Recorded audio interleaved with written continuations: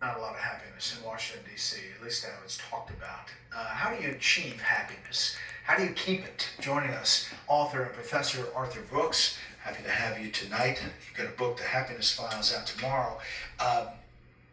We get in this back and forth, and obviously there are pointed elbows in Washington. Yeah. What are the things that we need to think about on the happiness front? Well, to begin with, ordinary citizens around the country, they want to be good citizens. They want to pay attention. They want to know what's going on. I admire that. But the truth of the matter is that if you watch too much politics, they're not there to make you happy. On the contrary, they're there to actually win you over. And the way that they do that is through fear and anger. That's what politicians do.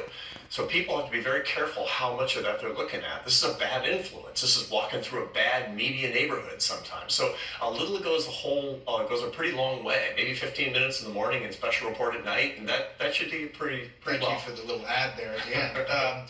But you also read about how faith is a big part of achieving happiness.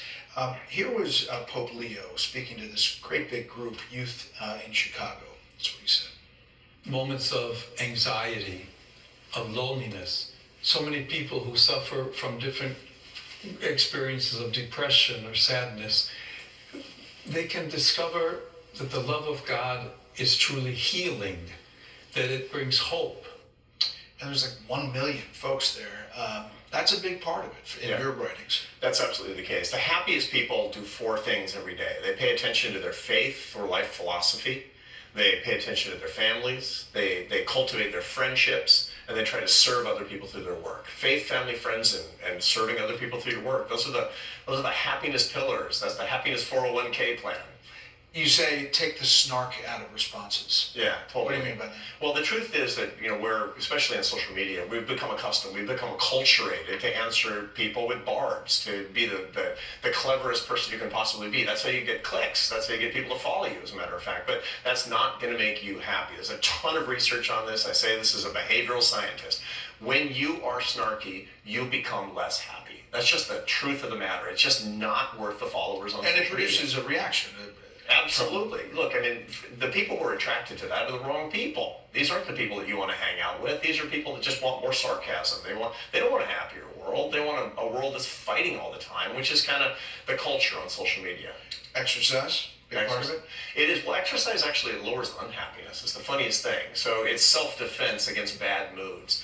For people who wake up feeling kind of crabby every morning, a good hour in the gym is literally the best thing, the healthiest thing you can possibly do to give yourself a better start of the day. Not more happiness, just less unhappiness. Do you think we're getting more happy as a culture or less? Less so, and that's really pretty alarming. I've been looking at data going all the way back to 1990, and we find kind of things ticking down. Remember, faith, family, friends, and work are the happiness habits, and all 4 of those things have been in decline over the past 30 years. Then there's been these storms as well, these kind of hurricanes of happiness. In 2008, 2009, when everybody got smartphones and they got social media apps on their phone, terrible for happiness. What happened with polarization, we're being encouraged to hate our neighbors because they don't vote like us, awful. And last but not least, of course, was our response as a nation to the coronavirus epidemic, locking everybody down, more loneliness, more depression. Those things have been real bad for our happiness.